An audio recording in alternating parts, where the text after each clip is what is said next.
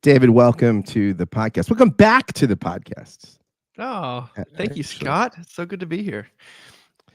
you've written a book, The Big Relief, The Urgency of Grace for a Worn Out World. So I want to start by validating the thesis of the book. And I'll be a little more self-disclosing than I normally am on this show. But so you said something very nice to me when I reached out to you about having this conversation. You said, thanks. It was very casual, right? It was, hey, thanks. The last interview, the interview you did for Seculosity was the best interview of the book tour, which could have been sincere, could have been a platitude, whatever it is. Let me tell you where that sent me. Well, is he really sincere? Am I really that good? Wait, it was the low anthropology. Or the low anthropology. That's right. It wasn't Seculosity. It was the low anthropology book. Sorry. Low anthropology book. Said this was the best interview of the book tour. So then it has me asking, well, is he really being sincere? And then I'm like, well, and what if he is being sincere? And then this has to be good, or else I haven't lived up to the expectation. And what if he's not being sincere? It's a platitude. Gosh, I'll show him by making it the best conversation that he's had on this tour. So and any evaluation is received as a judgment. Is that what you're saying? Absolutely. And I know you, and I feel I know you fairly well, and I don't know you as an insincere person. This was meant in a good-natured way. It was kind. Something kind and good-natured from someone I trust and like came across as something that for moments was eviscerating, debilitating, and just sent me into a Costanza-like flurry of existential despair. Right. Is this the point? Is this why you do what you do? Because you talk about in the beginning of the book, you just talk about a day in the life of David Zahl. You're coming in and your kids and there's this worn out and your wife is done. She's ready for Hulu and a bubble bath and the kids are demanding and you've had this day. And you're not living in Gaza. You're not in a demilitarized zone. You're living a pretty nice suburban life, being one of the people that's privileged to get to do what they like doing most of the time and get paid to do it. And your life is a pressure cooker. Is this why you've written the book? Because this is where we live in these existentially tortured moments that I just described to you. Well, let's just say what an opening, Scott. A+, you're already you're fulfilling all righteousness. Bravo. Yeah, I thought that I wanted to. Sometimes when you talk about grace or you talk about law, it's only seen as applicable to like sort of dramatic instances of like deep suffering or oppression or sort of these kind of like almost like Oscar-worthy moments. And I wrote the book because I could completely identify with the mindset you describe. Like I can take any kind of gesture and twist it into a condemnation. Sometimes those gestures are condemnation, as we know. There's criticism wrapped. There's like a scorpion's tail wrapped in a compliment. But that's my inner life too, and I can only go with what I know. And I can only go with like I have to work with what I've got. And that's what I've got. It's a very, very loud inner critic that is, I understand the courtroom of life, like the Costanza version of life. I understand the balance sheet of life because that's sort of where I live on a day-to-day basis or a moment-to-moment basis. But yeah, I thought the challenge of the book was, to make grace intelligible to sort of contemporary people. And so why not start with the ways that I experience my need for the pressure in my life, which again, as you say, I'm not living in Darfur. Like I have like a pretty cushy existence. And yet to be a person alive in the world today is to live under enormous amounts of accelerating demand. And some people aren't as tuned into that, but I think most people actually are. And so the rhetorical task is to kind of set this table or kind of invite people in. And so when I'm talking about, hey, I just needed to vent with a coworker, but then I also needed to vent at the gym, and then I needed to sort of tune out and kind of unwind at home. Like, what is this going on? Like, even my life, which is quote unquote privileged, or it is very privileged in a lot of ways, I still, my But the privilege, you can't quantify you pain, can't, right? you can't. And my experience of my life is not one of relief. My experience is of looking for relief. So that's why I wrote the book, because I think it speaks to me. I need it. That's why I wrote it. I need this. So it's not academic. You say later in the book that the narrative, that our personal stories, the way we slant our stories, is the way we control the narrative, right? That's such a great political term. We got to get control of the narrative, right? Or corporation, we got to get control of the narrative. But we're all living that life, right? And this is because it strikes me that something that may be the need for the book now more than ever in this context is we're always having to present ourselves, right? In a way, most of people in world history, right, lived and died with the people their grandparents lived and died with, and lived in the same place, and didn't have to introduce themselves, right? They didn't have to think a lot about their stories. That's great. This pressure to control the narrative, we have to do that every day, right? We meet strangers all the time. You're pitching a book. You're going to be meeting people that you don't know all the time as you go talk about this book, right? So every time is an opportunity for you to grasp control of the narrative, right? Totally. Everything is about, I want to make the exact calculated, curated impression that's sort of equal parts vulnerability and sincerity, but also acceptability and some sort of charm. There's no mistakes, but people I know, from a dental hygienist I had to interact with this morning. I'm hit with a lot of branding in how they're presenting themselves. What is the brand? What is the brand that the hygienist presented? In Invisalign, like they want to talk to me about that she has not only an dental hygienist, she also is a consumer of Invisalign. And look, if your teeth could do this, and look at mine, and if she has to be a representative of what she's selling in a way that I think dental hygienists 25 years ago didn't have to be. And we're just cognizant of everyone's a brand. I think clergy have to do this. This is the world in which we live. It's kind of a necessary evil, you might say, but politicians have to do it. Lawyers have to do it. But also, just folks raising kids in suburbia have to do it. It's managing appearances it's always been a factor, but I think it's been supercharged. And the areas in which you have to manage those appearances have been sort of spread. So I find it very oppressive. I find being a person in 2025 as a sensitive human being, trying to do something creative and hopefully good, while also, feeling good about myself or making a contribution. I find it to be an arduous task that I'm right on the edge of giving up on it almost at all times, because there's so much involved in it. And so my desire for, craving for relief, or what I would just say grace, is really like moment by moment. It's not like, it's funny the way you even once in a lifetime. It's an arduous task, right? Because the dance you have to do is you have to say that, right? We all have to say that because it's that great line. Remember that one episode of Seinfeld where George says, he's sitting in the coffee shop with Lily, and Jerry says, I found out that the key is looking busy. Well, how do you look busy? I look annoyed. I look irritated. Look at this. And he makes this disgruntled facial expression. And they go, yeah, you look busy, right?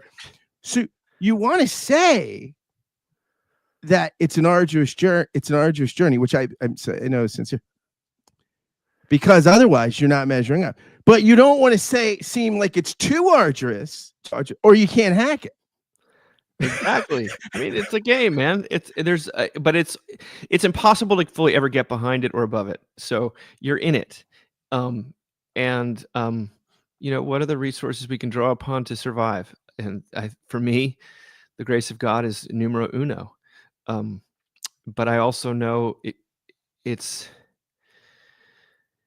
yeah, it's arduous. Saying how arduous it is an arduous part of the process. Like it's needing to comment on it with the right tone of conciliatory self-awareness and self-deprecation that also rings a note of you know introspective humility. These are all almost sometimes subconscious calibrations you're making, but uh, it's it takes a toll on a person, and I think it takes a toll on their soul. It takes a toll on my soul. I was yesterday, Scott. I received the physical copies of the book. Right, they're right here. Right, they're beautiful. I love it. It's awesome. It's not intimidating. It looks like relief, which is what I'd hoped for. I just want you to go into a Donald Trump voice. It's beautiful. It's fantastic. It's not we love it. It's so great. Well, I was taking what authors have to do today. It's like you have to. It's not like you should. You have to do an unboxing video, right? And so I do this unboxing video, and I got my dog and my wife's like, "Can we go outside and do this unboxing video? You got to do it, Dave. It's important."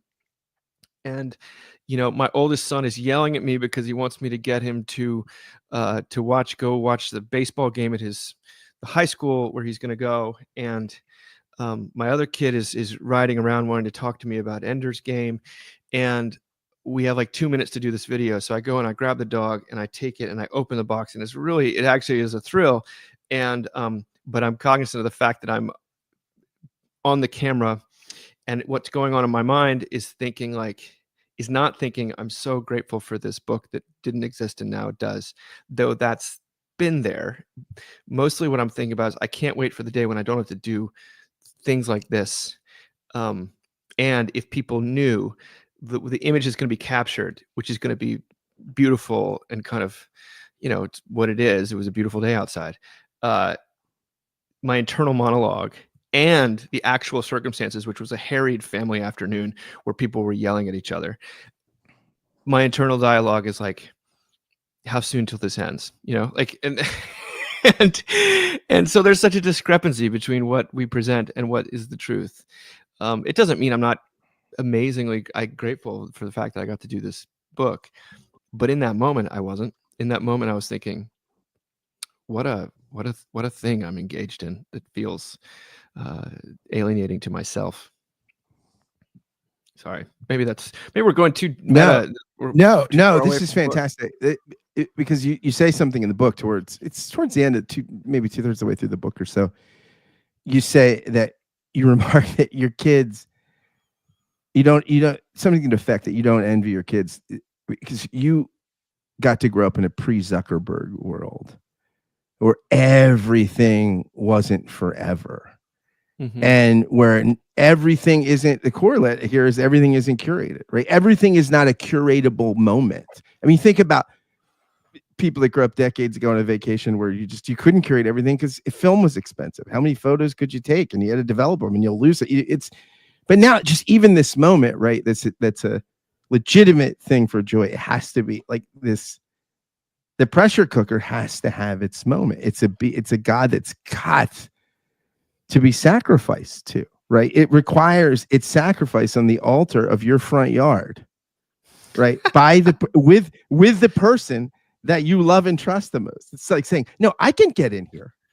Oh, this is great, David. You think you've got a little moment here, right? I'll show you. Let me just grab it and squeeze, right? One of the things I like about what you just did and what you do consistently in the book is, and in all your work, but I mean, this book is sort of continuation, I think, a voice that you've developed and God's gifted you with, probably also in the crucible of being a middle child. You sort of are like a theological Larry David. One of the things I think that is great about Curb Your Enthusiasm as an improvement over Seinfeld, and that's saying something for me because I'm such a Seinfeld devotee, right? So for me to think of Curb as an improvement is hard to even say. It's one of those things it's like saying Daniel Craig is a better James Bond than Sean Connery. It's like you shouldn't say it. It just shouldn't be said. But I think it's because Larry David takes the absurdity of Seinfeld, it adds to, gives you better windows on the internal. He externalizes the internal in a much better way than Seinfeld does, right? And it's just, and that is, and your dad has done this. I mean, when I first discovered his podcast, I that's one of the things that drew me. You do this incredibly well. You externalize the internal, and you have a way in writing in a very colloquial style. It's still aesthetically, it's great. I mean, you're a great writer, but you invite the reader to just look look at how neurotic, look at how insane you are. And I'm not judging you. Mm. You know, you're not. I love what you say. One of my favorite phrases you have in the book is advertise your hypocrisy. You say, look, it's okay. Just like, I'm not celebrating hypocrisy. Of course it's tragic, but there's something about being able to say, yeah, I'm a mixed bag. I can own it. Okay. And that does that, when you do that, I mean, how much work does that take? I mean, do you have to sort of get in a space, like a flow state, to be able to sort of excavate the mess that's inside of you that you know is the same mess that we've all got, that leads to me saying, all right, David, let me tell you what you said. Oh, this was a great conversation we had last time. The drama it puts me in. How do you get into that space where you're able to articulate that thing that we're all struggling with? I mean, the honest truth of that is that I am employed as a preacher too. So I have to get up there in the pulpit every 4 to 6 weeks. And in order to do that, I have to excavate. I have to sort of go into my own life and try to say something that's honest, that connects with where I'm living. And so I have like a backlog of all this stuff that has been sort of true for me. And then I can, on top of that, I can say, well, what connected with other people? What resonated beyond the walls of my own skull? And I can sort of trust in some of that, and I can then go deeper into it for the sake of a book. I don't. It's more of like a way of living than a creative flow state. Though I did get into some of that during this, but I'm also at a stage of my life where I have an enormous amount of interruptions. I think we all do, but like I have 3 kids in 3 different schools with 3 different sets of extracurriculars. So I don't have like these uninterrupted chunks that I had when I was writing Low Anthropology, which a lot of which was done during COVID. So it's probably a more calculated book in that regard, because I knew I only had a certain amount of words that I was allowed to use. And so I wanted to use all the stuff that I felt was the most honest and inviting and accessible and interesting. So like I just kind of paired, it was definitely a subtraction project for me. But the other answer I would give to how do you externalize the internal, you know, we're living in this time of the over therapization of all things, and psychological language has come to explain absolutely everything. And I think it explains a lot, but not everything. But I'm a person who's been in a lot of therapy. I've had to talk about myself in various settings for, a couple decades now. And one of I think that kind of forced expressive introspection means that you do have some windows into stuff that you would rather not get into.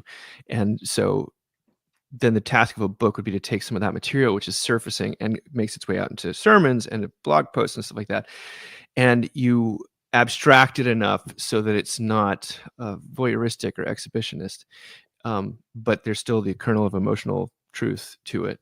And that was the task I saw as the writer. And that's what I'm interested in doing, is to try to convey something of myself without it being, oh, I need to go give Dave a hug. I want it to be, that's me too. And so I usually have to take a step back. To be honest with you, Scott, I did put a little more of myself into this book than that's always an issue for me. That's a challenge for me to put the I me in. Why is that? Does it seem narcissistic? Is it just something you're not comfortable with? Yeah. A little bit. I'm just not as full of disclosure. I do it a lot in therapy or, even recovery settings, but like I just have in my mind like this idea that the world, doesn't is not this is not a diary project, like so it probably is dispositional too. Like I'm just not that public or um like when I preach, I try not to like bleed in the pulpit, uh so I don't really know why. I know some people when they pick up a pen, they have a hard time ever doing anything but first person pronouns. That's just never been my that's not where my that's not my gravitational pull.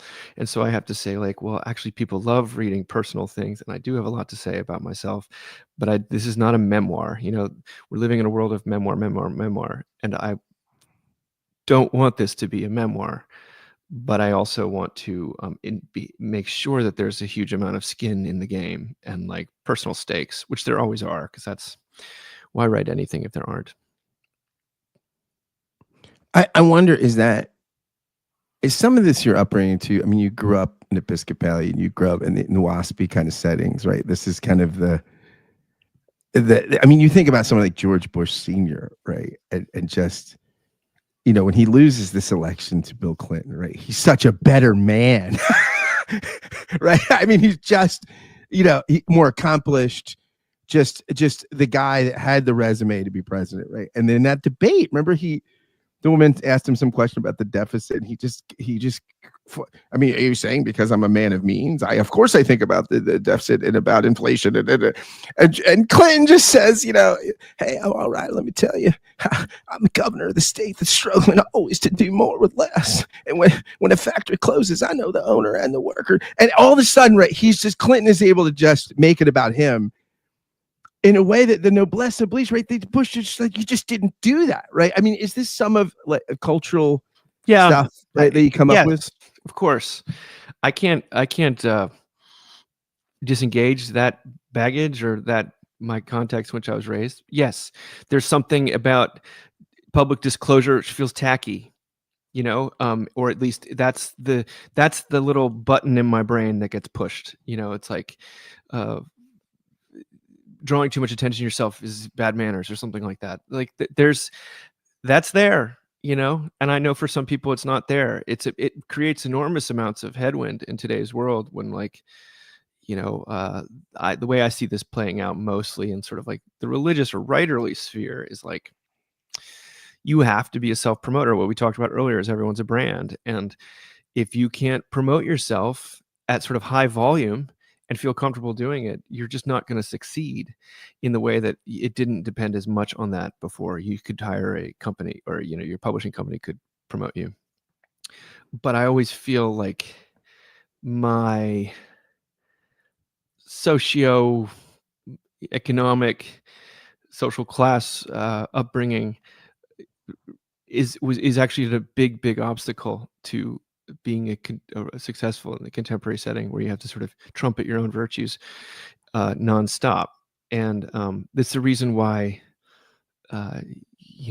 Episcopalians are terrible at promotion. They're awful at it. Like the reason it runs counter to some of the cultural DNA, and no one ever wants to talk about social class and mores and the ways in which those shape our lives, but they do. And in my own life, I find that the WASPy thing has opened plenty of doors, but personally, it's been a huge liability. Like the suppression as a default mode of being is awful. I think like I grew up with mostly going to schools where it was mostly Jewish kids and WASPy kids, and the style of family in which I was raised was sort of a perfect mixture of those things. Because my father's culturally, I think he's much more conversant and kind of being neurotic, very funny, a high weight on ideas and things like that. It felt very culturally Jewish in a certain way, but then it's mixed with a Christian piety that is, I think, kind of beautiful. I'm grateful for that, but I notice from my own denominational or spiritual heritage the inability to talk about real things, uh, not only on a macro scale but on a micro scale, creates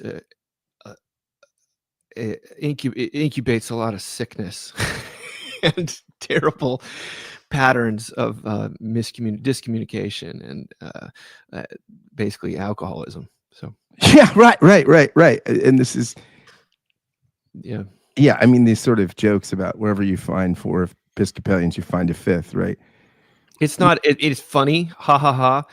But I've been surrounded by like serious alcoholism my whole life, or among people who cannot talk to each other about anything real, and uh, that's sad. You know, the upshot is there's a high emphasis on beauty, and and you're constantly in beautiful surroundings, and the buildings are really nice, and stained glass is gorgeous, but the emotional tenor, if you can find it, if you can find the heart, you've got something very potent, but it's difficult to find. You have to search for it.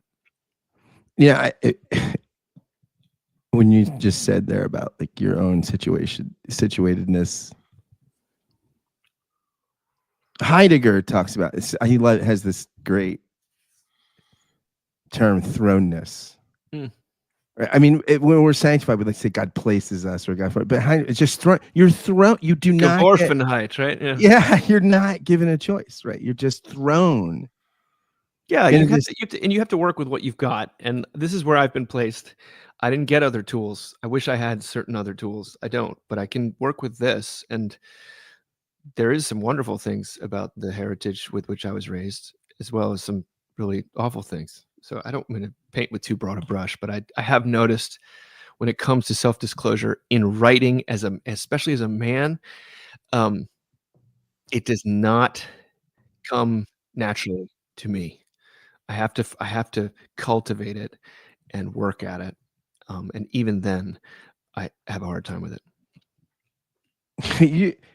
you talk about in the book. You say there's some of the phrases in the book that I write. I'm like, I wish I had written this, but you say that you may be able to escape catastrophe, right? I mean, if you get not just privileged but lucky, right? I mean, some people, even if you get privileged, it's really interesting. I read a biography once of FDR, and they said, it's very interesting because Hoover was a self-made guy who was somebody that came from modest means, but it didn't make him empathetic to suffering in a way that FDR was incredibly privileged. But the being stricken with polio made him realize anybody can get screwed. If I can get screwed, who couldn't get screwed? And it led to an approach to the state of looking at suffering and misfortune. But you say that you may be able to escape catastrophe, but no one escapes the unchangeability of the past. I read that sentence again and again as I was reading the book, because that is it, right? I mean, this is why one of the reasons we need relief, right? Because it doesn't matter how privileged your life is. It doesn't matter how many good breaks you have. You have this catalog, right? You have this file. We all have it, where it's things that I can't do over. And I'd give anything, right? I mean, we always anything. I'd give anything if I could just have this moment back. And it never happens, right? I mean, that's part of why you've written the book, right? A huge one. I mean, I think that the regret chapter, it is probably the most personal of the chapters I wrote. I don't even know. I mean, rejection is the one where I tell a story more about myself, but the one that, as a middle-aged guy, regret is a big part of like what, at least I'm sure women do too, but a lot of what like midlife crisis is usually about. And I'm about to turn 46, and so you're at the stage where you're seeing your peers succeed, or you're seeing some of them stall out, and you're confronted with things you wish you'd done differently, or life choice. You're having to justify your life choices, all these sorts of things. And so, yeah, that's a part part. That's the big part of the personal element of what I'm talking about. I think the other, when I would talk about my upbringing and the problems or the difficulties that it brought with it, one thing it does bring, and one thing certainly my father helped me see, was that no amount of money or success can really protect you from huge amounts of suffering. And like that is, people say that as maybe a cliche or as a platitude, but there's a different thing to know it's actually true, the to live in kind of affluent areas or circles most of your life, even though you're not like you don't have the means everyone else does, but to just see up front just how dysfunctional and resentful and full of pain everyone's life is. And a lot of that has to do with no one can change the past. So it might not be, you didn't kill someone, but you said something you wish you hadn't said. You made a decision that you shouldn't have said. You took a job you shouldn't have. You let someone go. You broke up with someone you shouldn't have.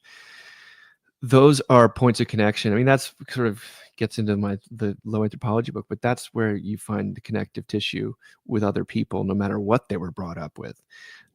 We all can relate to. I mean, that was funny, Scott.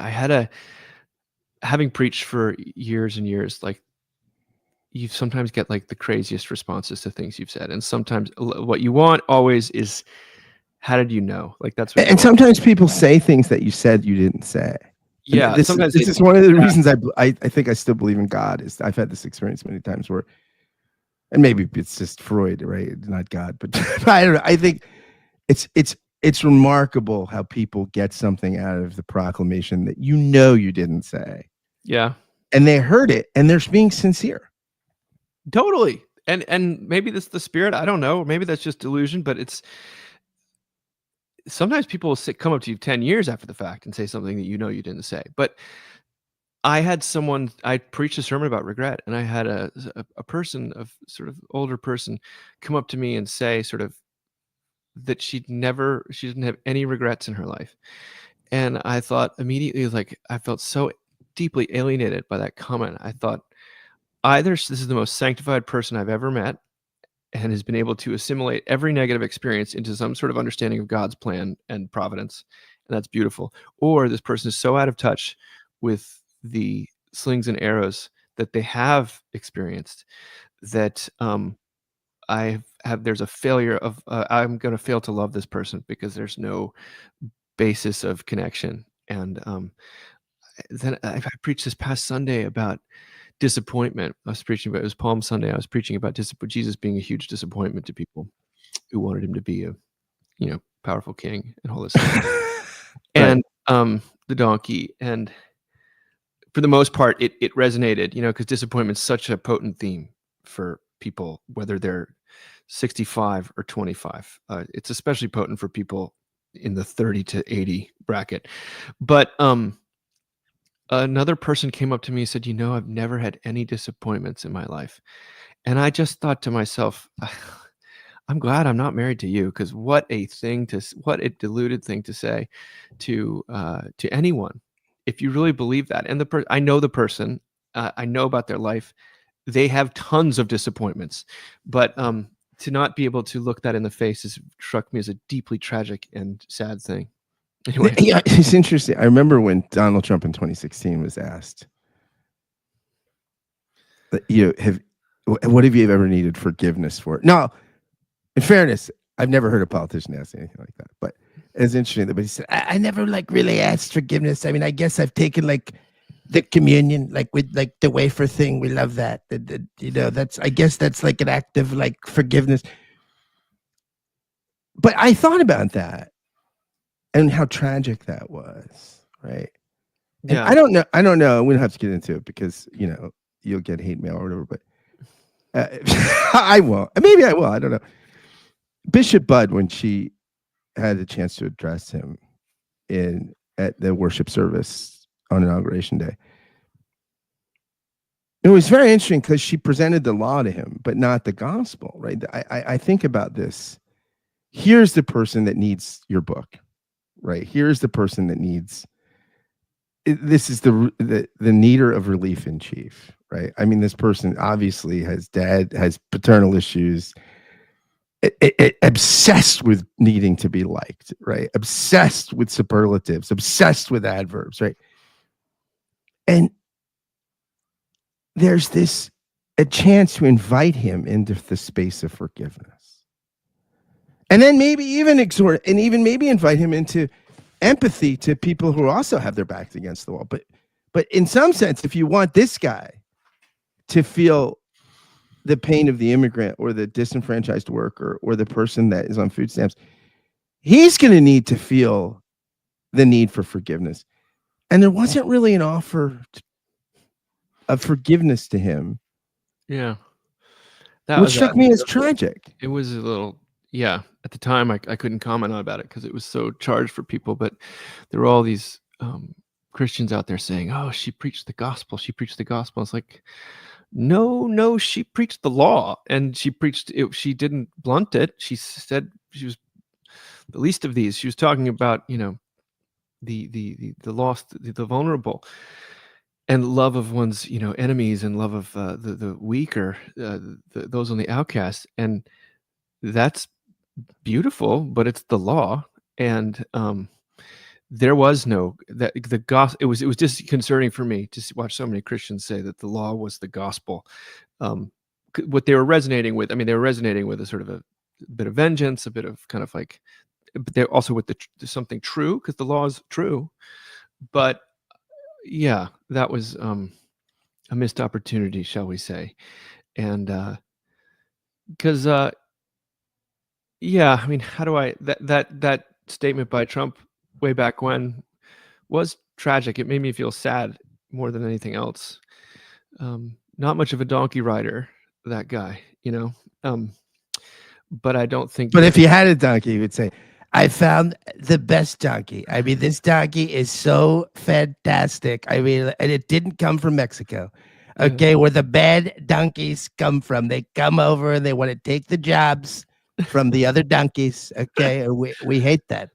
Well, I just would say, if you're all the people heard was condemnation on one side of that, and the other people side felt self-righteous. So it was not like a. And you know what? Like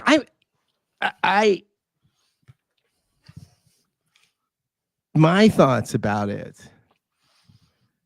Well, I'm probably betraying them already, but I thought this just isn't. It's uninteresting. It's interesting how uninteresting it was, in that you had this moment where you could do something interesting, and it didn't strike me as that interesting.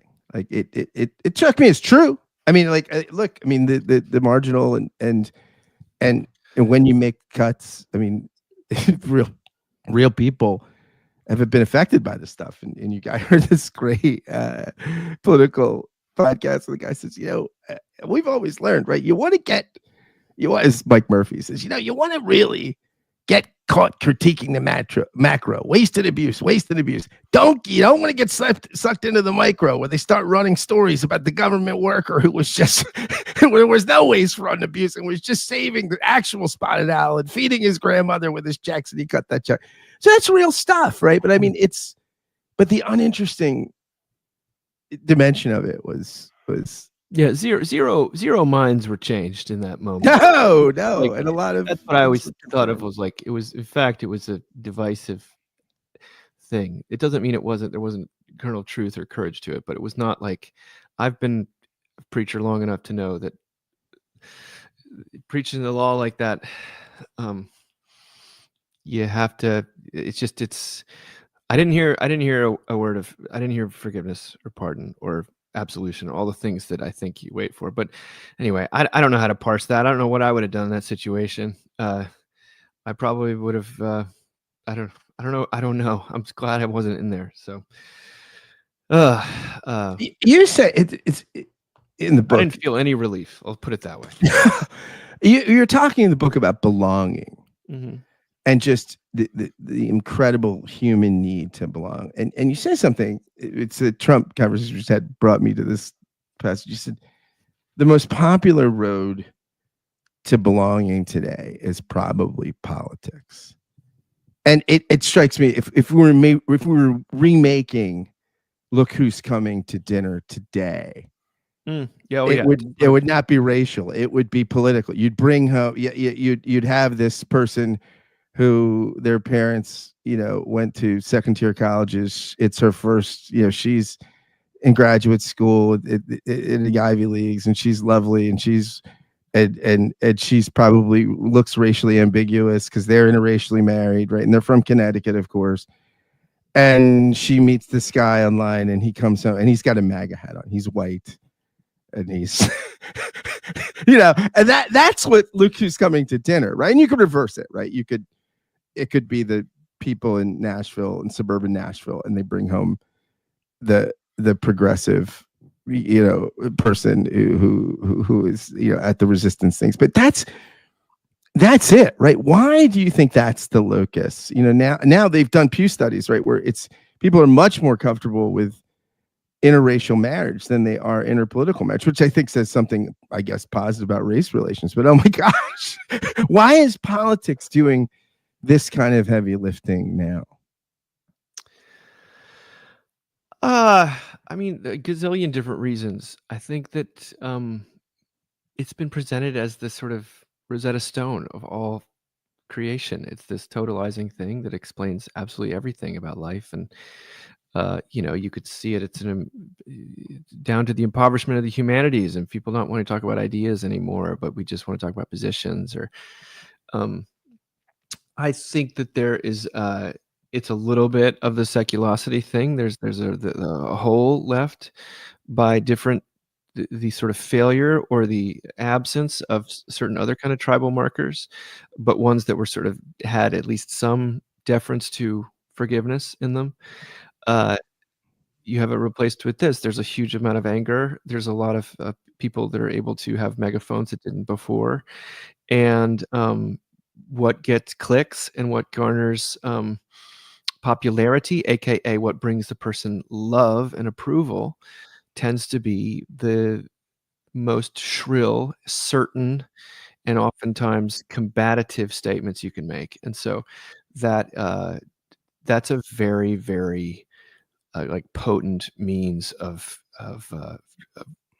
community building, I guess, at least in the short term. It doesn't work in the long term. But it makes me sad as someone who also, it not makes me sad just as with all the hate, but you live for a few decades and you realize what was conservative is now liberal, and what used to be liberal is now conservative. Like there's very little, there's not as much fixed substance to these things as there is emotional tribal belonging. And you see that from the fact that Tesla used to be a liberal thing and is now a conservative thing. down to the way people talk about IVF. I mean, or I was thinking about it the other day in terms of tariffs. It was just like, how did this happen? Like, it is. Yeah, it used to be the left wing sort of social. I mean, that used to be the Bernie Sanders line, right? The tariffs. We got to protect the American factory worker. Now it's the right wing thing. Now it's the right wing thing. So you like live long enough, and you're like, this is all a bit of a charade, and it doesn't mean life is a charade. There's serious things going on, and issues are issues, and I'm glad there are people out there solving them, but I can't invest that much emotional capital in it anymore, because the thing that I thought was left wing is now right wing. And I in low anthropology, I talk about the fact that, your friend Mark Oppenheimer, who wrote this piece about how when he was a kid of a sort of a progressive Jewish mom in the 80s, like ordering Domino's pizza was seen as an act of kind of like feminist rebellion against sort of to the dinner table, and now like the complete opposite is true. Fast food is seen as something that that is sort of codes conservative, and it and certainly the more organic beautifully, ethically sourced stuff you can provide your kid with, the better. And I had Domino's the other day, and it's like, I don't know what I was eating, but it tasted good in that moment, and it certainly freed up it freed up some relief for the two overworked parents who were trying to get dinner on the table. But it was just, I guess what I'm saying is, your belonging. I personally have less time for politics as belonging than I ever have in my life. I feel like it's the definition of a house of cards, and or just a house built on sand. But I see why. I think that the kind of surveillance capitalism thing that dictates our lives, the algorithms, um, uh, people profit off of this, and that's maybe a cynical take, but It's a strong God in Rusty Reno's terms, it's right? Rusty Reno has that book, The Strong Gods. oh, really? Coming Yeah. of the Strong Gods, where basically it's paganism, right? These things, and they demand Power. sacrifices. It's They power. demand sacrifices. They demand that you hate this person. They demand that you brand yourself. They demand that you post on social media. They demand that you unbox that damn book on video.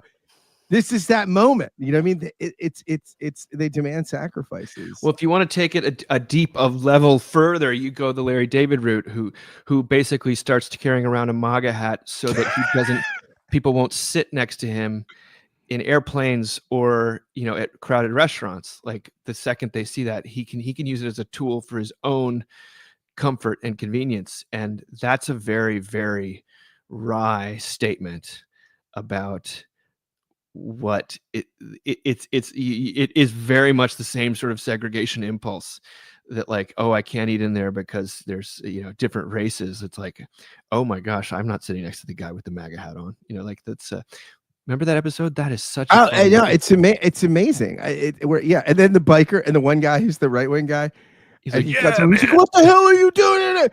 And then he puts the bag out and he goes, oh, okay, buddy, just look a little more careful next time. Yeah, there's something very cynical going on, but It's very funny.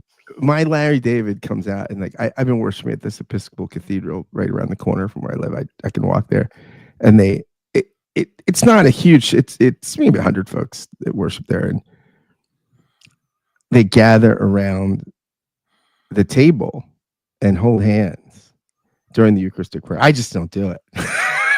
I stand at the pillar like a few feet away.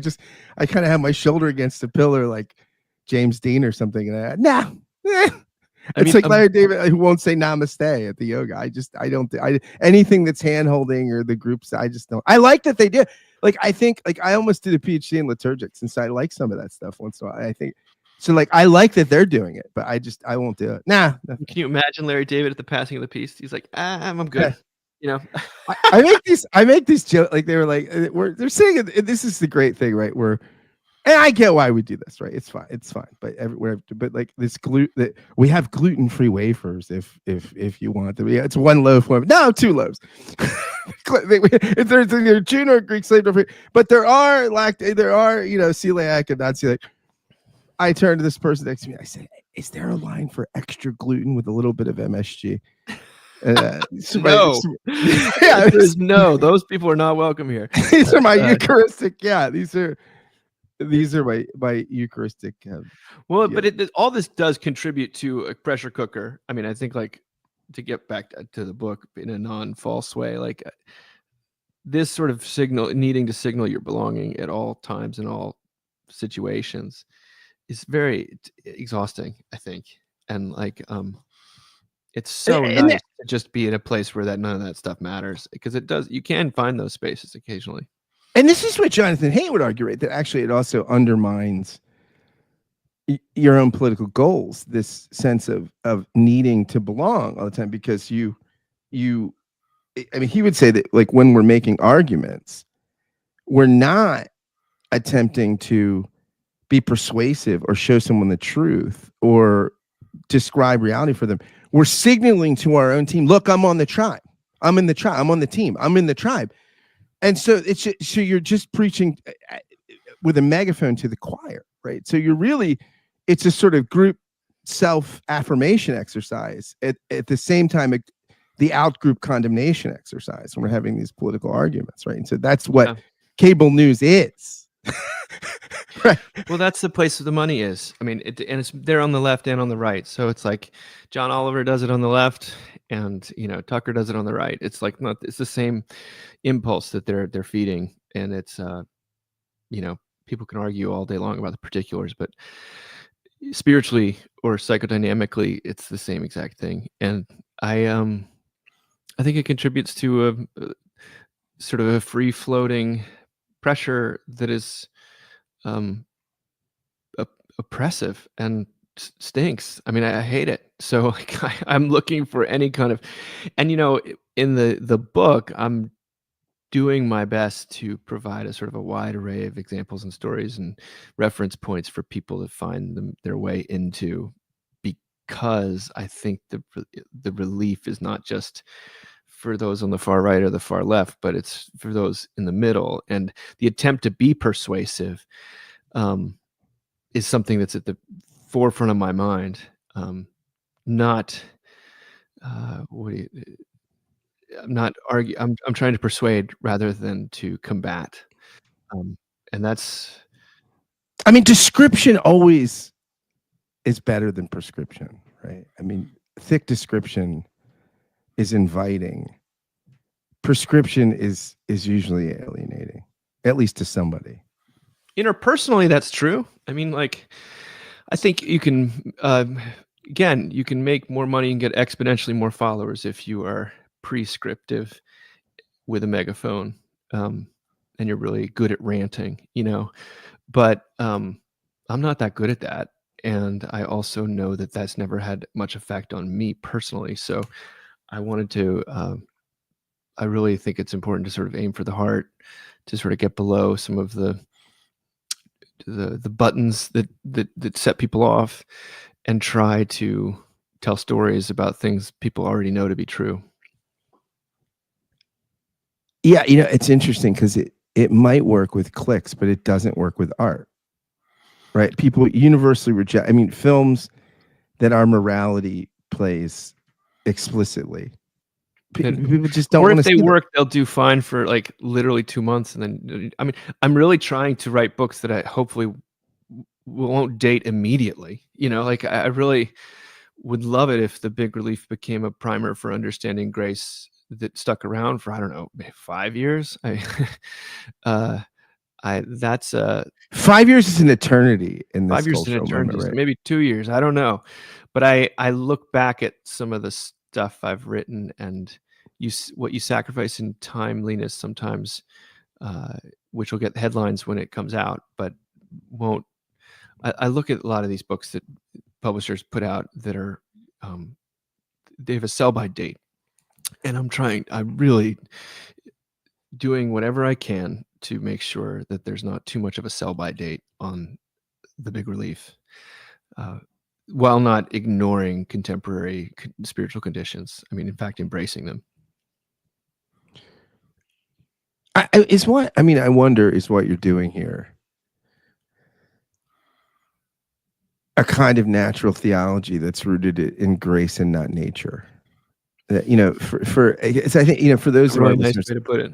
yeah, for those of our listeners who don't know this sort of terminology, but for centuries, I mean, the Christian church and Judaism as well, but Jewish theology doesn't tend to call it this, but something called natural theology, which is sort of what you could know about God if you didn't have the Bible, if you didn't have the Haggadah around the Passover table and knew about the story of the Jews in Egypt. You didn't have these stories of Jesus rising from the dead. But if Aquinas famously says, "Give me a blade of grass, and I'll show you that God exists." Right. So he's saying that there's just these things in nature. There's these things in the natural world, in the created order that point to the fact that it is a created order. Right.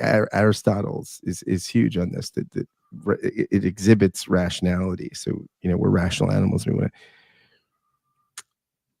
That used to be the entree, right? And then, all right, if you can believe that, how much harder is it to believe that, well, the same God took the Jews out of Egypt, or now it's sort of the opposite, isn't it? It's sort of people might have a scandal. They find that, I don't know if I can believe in that God, the science and all these things, and I'm a modern person and historical criticism.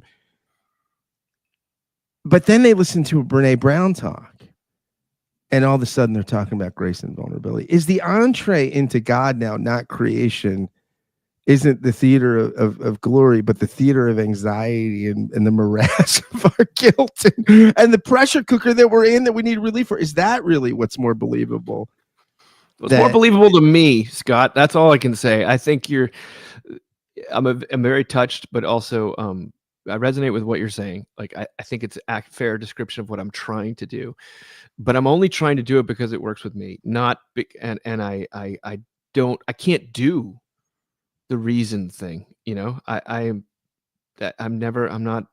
don't know that much about science, and also I don't care. Like what I care about there's feeling not good enough and feeling enormous pressure to succeed and to show no signs of weakness, and like what's actually keeping me up at night. It's not math equations, so it's like I'm proceeding from what works with me, and I'm hoping, and if my audience ends up sort of winnowing down to the people that are similarly neurotic, then so be it. But I can't do the stuff the other guys can do, or the other ladies can do. So I think you're right, though. For at least for me, I'm not trying to approach things from. I'm only maybe I'm trying to. There's like an affective form of evangelism going on here that's not that I'm starting from what makes you feel anxiety and what makes you feel scared. That's where I'm interested in. That's the entry point for me, rather than what do you know to be true. And I don't think that these things are mutually exclusive, by the way. Like I don't think that it's zero sum, and it's simply I can only work with the gifts I've been given, or the opportunities I've have, and the language I know. So that's the language I know. I was brought up on Larry David, I was brought up on things like that. I mean, Wes Anderson. These are the I could pretend that I was brought up on other things, but that would be even worse. So yeah, that's I think it's a really accurate thing to say about the work, because I do see these 3 books. I've said it elsewhere, but I see the Seculosity, Low Anthropology, and The Big Relief as something of a trilogy, or at least they sort of work together. They're all trying to do works of translation into sort of emotionally honest terms. So you're sort of flipping, instead of sort of saying, okay, we can convince you here that, through natural theology or through philosophical proofs, that God created the world. Then once you know that God created the world, then you could know that God could also be someone that can be invested in your personal life. It's more like, it sounds like you're saying, no, wait. Let's get you to a place where you could believe God could create a moment of relief from the self-condemning voices and all of the messages that tell you you're not enough, and everything that constantly replays the ticker tape or the tape of you and all the things that you can't undo. All right. What if I could tell you that God could create a space where you get relief from that? Then maybe you could believe God created the world as well. And we can talk about the other stuff. Yeah, the guy And let me create tell that you, space. people don't agree about the the other stuff. There's other people that can, but this, Scott, I think that's an accurate thing to say. I hope it's not just affective but effective. I think it is, but even if it's not, I can't do anything else. I think you get to the place as a writer where you just accept the voice you have and stop trying to be someone else. And maybe that's maturity, or maybe that's just resignation. But I think it's like with the book, I was really trying to say what I could say. Not to feel like I was saying something totally new, but I was saying I could trust that I would be fresh because I was saying it and I hadn't said it before. and that there was something maybe that God had given me that I could contribute, even if it wasn't of the same caliber or key of other writers. But I'm very interested, like in writing for a non-Christian audience. I want to write about Christianity rather than um, for Christians. I think I don't even know how to say it. I was listening to that wonderful writer Elizabeth Oldfield was saying. She says, "I think the best Christian writers haven't been trained to write for a non-Christian audience," and I don't think people even realize how true that is. And so, for whatever reason, the way that my parents brought me up and the opportunities I was given, I was trained to write for the the people on who are on the outside of faith who might be somewhat interested. Um, at least that's what I find exciting to do. And then when people sometimes when I think hyper committed Christians read my books, they're like, "Well, who is this for?" And I think if you're honest, there's a non-Christian part of every one of our hearts. There's the unconverted continents, of the internal globe, but Yeah. it's uh, The way Jensen says it. No, not Jensen. I'm sorry. Uh, this is Rosenzweig in The Star of Redemption. He says, that great Jewish writer who almost converts to Christianity and then decides not to do it and gets into his Judaism and wrote this book called The Star of Redemption, which is a hard book, but it's a wonderful book. And he says he believes that God, the God of Israel, raised up the church, raised up Christianity, take the God of Israel to the world, to take the fire, of the God of Israel to the world. hmm. That's the purpose of the church, and the purpose of Israel, the purpose of the synagogue, the purpose of the people of Israel is to convert the inner pagan in every Christian. Because you always want to get rid of the Hebrew Bible. You always want to live in Plato's realm of the forms, right? And the Hebrew Bible stops you from that because there's donkeys and there's what you do with your excrement and there's there's all these earthy stories about Hagar and all these people. It's not Plato's Republic. It's not an abstraction. But you're thinking. Somebody asked me about this podcast the other day, and I said I don't think about it that much about what I'm doing. And I said, well, I think I'm a podcaster and I'm a Christian. I'm not a Christian podcaster. And I think like that sort of seems what you're aspiring to, right? You want to be a writer that's a Christian, not a Christian writer. Yeah, and I'm writing about Christianity, but I'm not the world the way that I see I can make a positive contribution that helps me feel I can sleep at night as a person who needs to justify their breath, is to use those tools, is to write for the wider world. I mean, I want to write books that people can give to their family members at Christmas and be like, well, this might not convert you, but this will hopefully help explain why someone would find comfort or relief in Christianity. And I think that's usually the first step anyway in some kind of ministry. And I think there's a real constructive purpose just as that sort of pre-evangelistic work. But I just also find it interesting to try to do. And I read books all the time that are written with the intention of making these kind of Christians into those kind of Christians, or addressing this blind spot that this Christian tradition had. And like, I just don't feel that strongly. I feel more strongly that the world is worn out and everyone's suffering. And here's a place where I think there's some relief to be found. So that's the way I go about it, and increasingly so as I get older. Uh, I If I'm going to go through the process of putting together a book, which is a long and difficult thing, even for a book that's not that long, like The Big Relief, it's I want it to be something that resounds or resonates beyond the walls of the church, which is a very strange, failing, always failing, always renewing, somewhat decadent institution, depending on how you describe it. So It's funny. It's Holy Week, and I was just thinking about that. I just did a podcast with my friend Bill Bohr about Palm Sunday. I said, the thing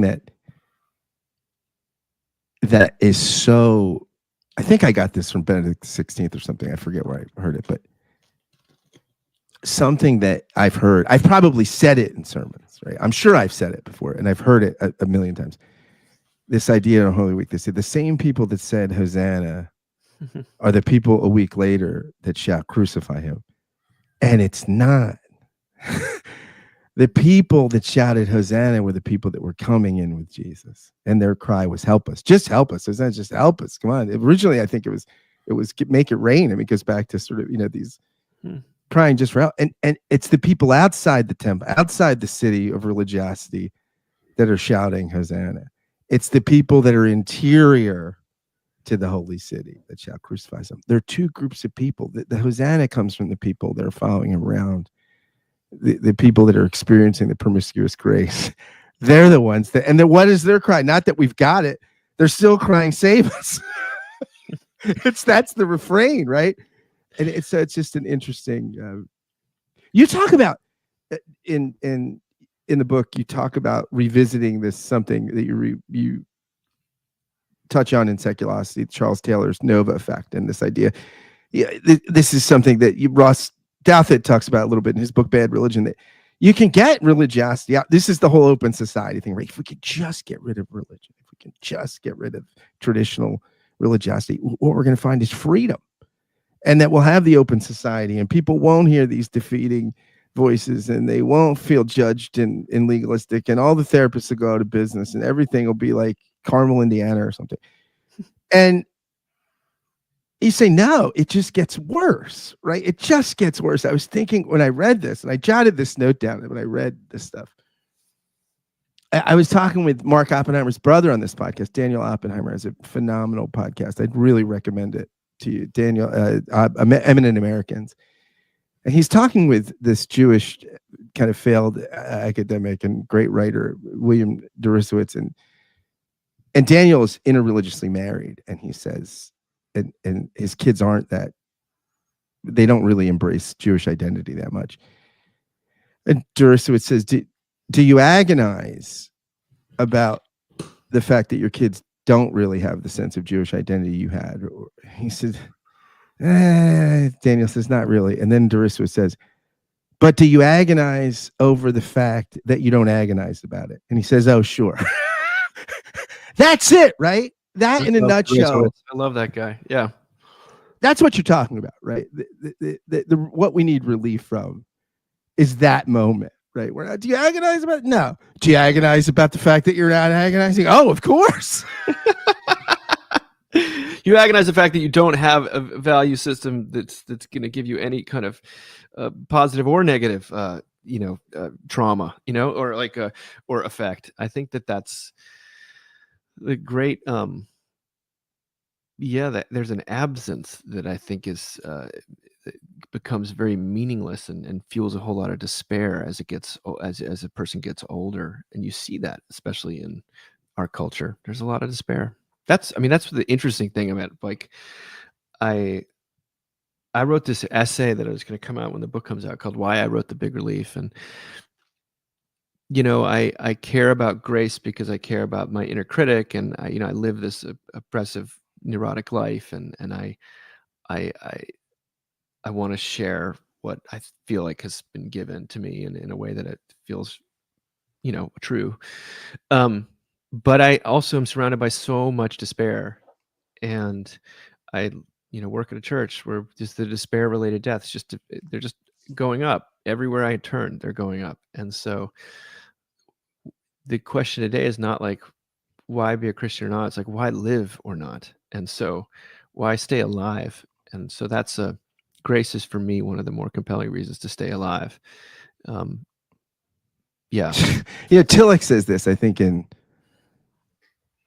I want to say it's not in the Courage to Be. I think it's somewhere else. But he says that in the early church, death was the big worry, being and non-being, right? So you get a lot of theologies of Bethlehem, right, of the birth, and a lot of empty tomb theology, like birth, sanctifying this little, in the prayer book, you're in your church, and they call it this fragile island home, right? Sanctifying it.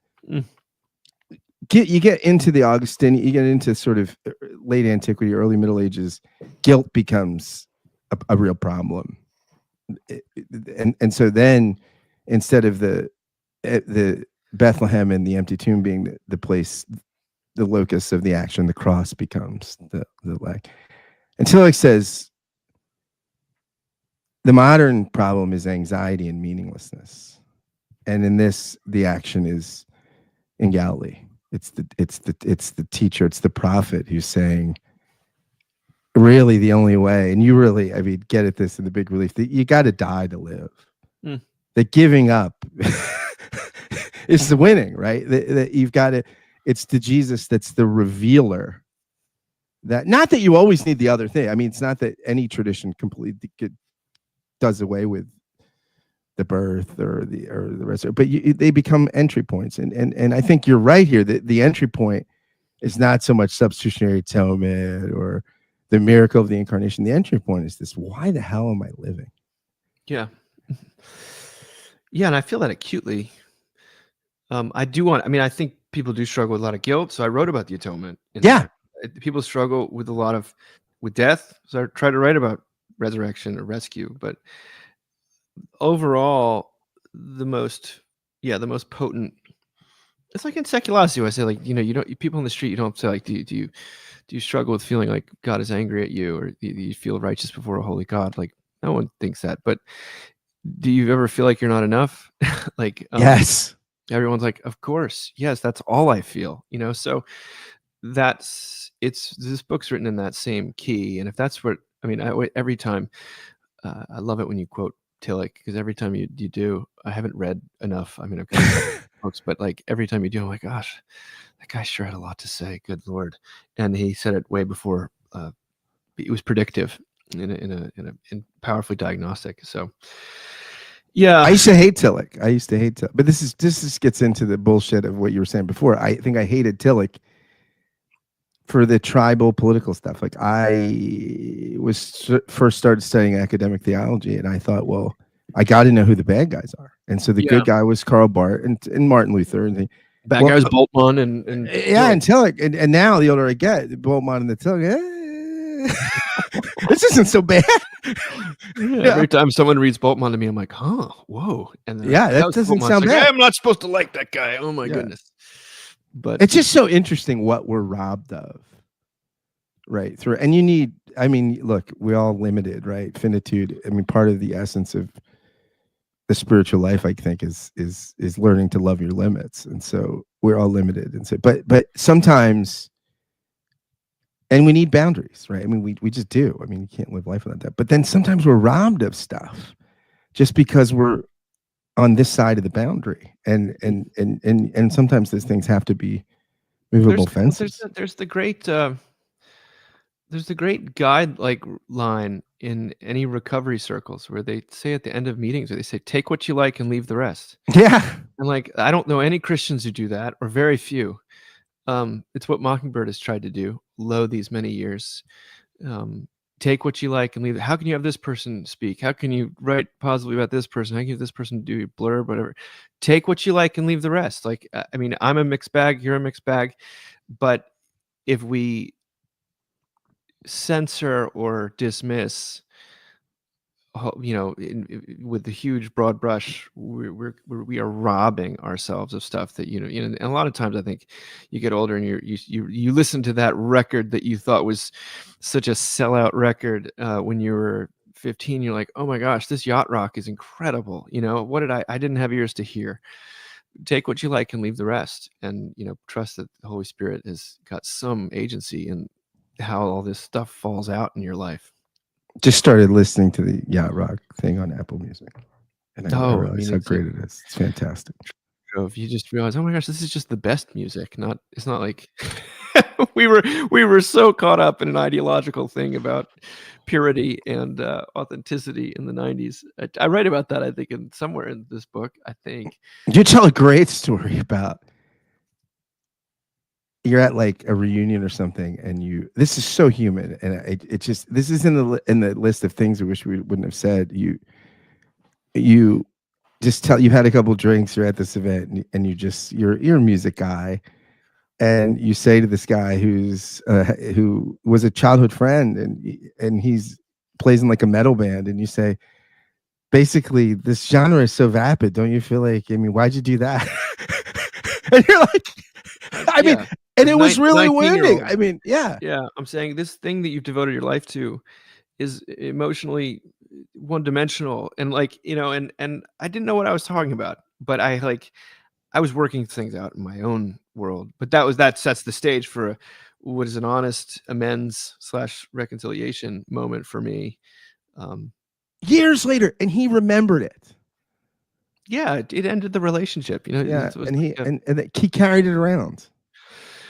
yeah, And so maybe did you. I mean, you had that great line about forgiveness is this sort of where is that? It's the it's oh gosh, I'm forgetting who Elizabeth Bruni. You say she defines forgiveness as a process that unites wrong and wrongdoer in a plan of peace. Adding that since we've all been on both sides of the equation, you say, hoping for the same thing, it seems almost a useful virtue. That's great, right? Because you illustrate in the book that what she's talking about. In this moment, you guys were swept up into the plan of peace, you and your friend. yeah, we were. And I wish I could say there's been a lot of moments like that in my life, but there've been some. But those always are those sort of um, moments that reveal to you something of um, deeper power that's going on. That what we see that there is uh, redemptive possibilities where we think there might not be. You Mockingbird and some of the folks that are in your tribe, and a lot of my listeners wouldn't know what Mockingbird is, and so many of them wouldn't even know these sort of how Christianity gets divided up tribally. But you guys get accused of being what is called antinomian, right? Look, these guys are big on grace. The more sin you make, the more grace you take. But here's the problem: this kind of religiosity will lead to immoral people, nominal people. It's the kind of people in the 30s in Germany that don't do anything about Hitler or whatever kind of crisis, right? These are gonna lead to rich and different people that feel good about being forgiven sinners, cheap grace, Dietrich Bonhoeffer. I mean, that I'm sort of Sure. summarizing your critics, and I've been criticized this way too, just to say I'll count myself in your company. So I was reading towards the end of the book, and I thought, I want to read this passage, and because I saw this as your retort to that. You say, in the wake of the big relief, the key question of life becomes one of freedom. What would you do? What risk would you take? What would you say if you weren't afraid? If you weren't afraid of letting anyone down or missing out on some future opportunity or of some catastrophe befalling you, if you let go of your grip on things. That is to say, what would you do if all threat was removed and you didn't have to do anything? What would you do if you could undertake something for the sheer joy of doing it rather than any outcome it might produce? Is that sort of your answer to, here's what the Christian life is about? Here's what it means to live in light of here's the so what now what of Christianity? I mean, in a word, yes. That's my view. So I think that you'll get the best answers from people, and the folks who take the biggest risks, I think, are usually, not always, but oftentimes operating from some place of that kind of freedom, or some glimpse of it at least, or what is it? Waging their life on the rumor of grace. So yeah, I mean, I think that there's so much hemming and hawing about what the political or communal ramifications of grace are, and I think, I mean, I don't want to discount those conversations. I don't. I'm not trained in that kind of thing. I just know that grace has to be personal before it's political, and um, it has to mean something to you before it can mean something to us. and I feel 100% confident in that. Like, I feel almost no need to argue it. So that said, the I think we act in more loving ways towards our neighbors, towards our world, towards ourselves when those actions are unhooked from necessity or judgment. And I believe that I believe God can work in all sorts of different ways in people's lives. So I don't want to set up a new formula, but I do think it's a scarier question to ask. What would you do if you didn't have to do anything? Because the answer is almost never, I would sit in my bed and eat bonbons. Like, you do that because you're afraid of what's going to be out there if you try to do anything else. Um, but love, to the extent it's really experienced as love, I think has to come from some. Uh, it's love most of the way, all the way down. It's not control. It's not agenda. Um, so there's something deeply scary and disorienting about that, but it's also the seed of, I think, most creative blessing and excitement and gift that we experience in life. Yeah, you say you're wary of making new laws or new rules or new systems because I mean, part of what, and you say this in the book in not so many words, but it's not the big relief, right? The reality of God's grace and the mysterious and crazy event of Jesus Christ. You're saved by the reality of this grace through receiving it in faith. You're not saved by ideas about grace through faith. You're not saved by ideology. You're not saved by a theology. You're not saved by an understanding. You're saved by something that actually happens, right? It actually happens in the walks where your friend says, "Oh my God, I can't." You tell this moving story about this person that found the relief in a church, a normal Episcopal church, not in a mega church. No smoke machines, no, no light shows. I mean, people actually, you're saved when the thing actually happens, not by the ideas about the thing. Yeah, absolutely. And that's a book can't. A book is it's going to be words, and it's going to be ideas, and it's going to be stories. So the book isn't going to save you. Like, you kind of want to say, duh, yes, of course not. But it's an attempt to describe the work of God, which is the work of grace in people's lives. And that's why I try to tell these stories of rescue, that are not alien almost. But that a lot of people have stories like this, that of some sort of supernatural instance that they can't quite explain, and they can't fit into their worldview, or um, they don't really want to talk about with other folks. But I think that there is a element. My father calls it pixie dust, that that I'm trying to point at.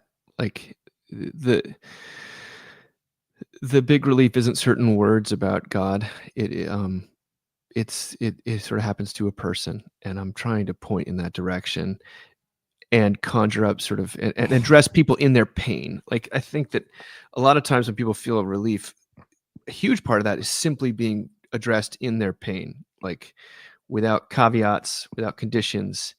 Um, and that sometimes means going kind of dark. And so the book has a lot of diagnostic sections.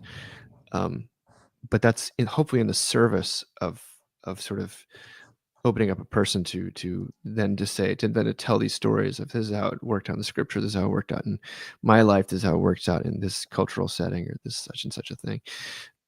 And it's not a new way to control. It's what happens when control ends, and something good actually does happen. Um, Maybe I'm rambling, but those are, like, important things. That's why I end the book with this story about Brian Wilson, because there's something uh, that's beyond human genius, or articulation that punctures and almost like exposes all those other things for the This is from the Beach Boy here. It's from the Beach yeah. Boys, Brian Yeah, I Wilson. end with Brian Wilson. It's a moment of grace in my own life, so or a moment of relief. Can you just say, tell a little bit about that part of the book? Because I think I found that I almost began the conversation with it. It's been that the conclusion of the book has been in the back of my head this entire conversation. Oh, good, because I didn't even know if I wanted to write a conclusion for the book. And then my editor was like, "This book needs a conclusion." I was like, "Well, what can I write about?" It's like, "Well, if I'm gonna write something that's got any kind of uh, spiritual dynamite." I read the conclusion after the introduction, Okay. and then read the rest of the book. So it was So I look at looming in my head. so for me, the music and person of Brian Wilson of the Beach Boys has had just an enormous pull and impact on my life, and it's had since I was about 16, even to now. It's a gift that keeps on giving. It's a well that never seems to run dry for me, and it's not something I was always subject to analysis. When I almost was worried about looking too deeply into it, that I might lose some of the magic. But I just thought to myself, how could I end this in a way that felt honest and uplifting? So I kind of have to go to Brian Wilson, and I talk about being 16 years old when I'd found a box set at the library where I was going to school that opened me up to the strange and weird world of the Beach Boys. If those people who know only up to 1965, there's a lot more there with the Wilson brothers and their cousins. Uh, and so I got really interested in Brian Wilson. You know, they call him the straight man's Judy Garland. You know, he's like he's very sensitive, too sensitive for this world kind of thing. And so if you're a person of my psychological makeup and disposition, it's a very potent story. But it can also sometimes feel like just a story if there weren't actual art that could do something and felt like something was coming through it. And I had this experience of like right around this time he was reemerging from like basically being in a cocoon of exploitation and sickness for about 10 to 15 years. And they filmed a documentary where he was talking about his old songs, and I rented it. I had to seek it out. I rented it as a black and white documentary called "I Just Wasn't Made for These Times." And they interview Brian, and he gets on there, and he's like a shell-shocked individual. That's all you could say. He talks out of one side of his mouth because he lost hearing in one of his ears from his father hitting him. He speaks a very strange cadence, like, you don't get the sense he knows what he's saying almost. But he then goes and talks about this difficult period where he was under the care of an exploitative therapist, genuinely, like, the kind of worst case scenario type thing. And he says, like, "I felt so bad, my heart hurt so much." He sounds like, with everything, he sounds a little bit like he's a 9-year-old, And he said, "So I just went to the keyboard, and I just put my feelings on the keyboard, and this is what came out." And he starts playing this like chord progression. It's simple, but it's descending. It's gorgeous. And he starts singing, "Love and mercy, that's what you need tonight." And the song that's built around that, he sings in the documentary. It's plain spoken, but it's beautiful. And it's so out of proportion with his ability to account for it or to articulate it. And it's something that is not so clearly not the product of effort or training. It's just, again, it's God to me. It's the grace of God flowing through a broken vessel and coming out in a way that was gratuitous. It didn't have to exist. It just does. And for me as a 16-year-old, I wouldn't have put it in these words at the time, but I realized what was so powerful about it is I was catching a glimpse in that moment of something true, something good, something underneath and above and before and after all of the craziness and pain of life. And I felt like I'd seen something that was and heard something that was connecting me with the source of the big relief. And that's where I end the book. That's a spoiler, but it's a really important song for me for that reason. There's other songs, but that one, especially, I didn't really realize the extent of the suffering this man had undergone, or and which he'd been, by the way, totally in partnership with. Like he'd brought a lot of this on himself, but he had engineered much of the difficulty, his own worst enemy, but also the victim of circumstance and other people and malice. So he kind of just summed up what I think is meaningful and important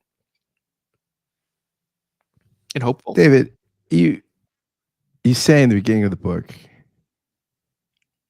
it's one of my favorite passages. You say you can find community at a bar. You can find self-realization in therapy. You can find tradition in Nepal. You can find wholesomeness in Utah. You can find political exhortation, well, everywhere. What you find in the Christian faith that you cannot find elsewhere is what my neighbor and plenty other modern people beside have found: the big relief of God's saving grace, which is to say the gospel of Jesus Christ. David, you've written a great book about that gospel, about that grace, about the healing that it evokes. And thank you so much for writing it. And thanks for taking some time to talk with me about it. Thanks, Scott. Thanks for having me on. It really is an honor. Thank you. You're welcome. We'll do it again.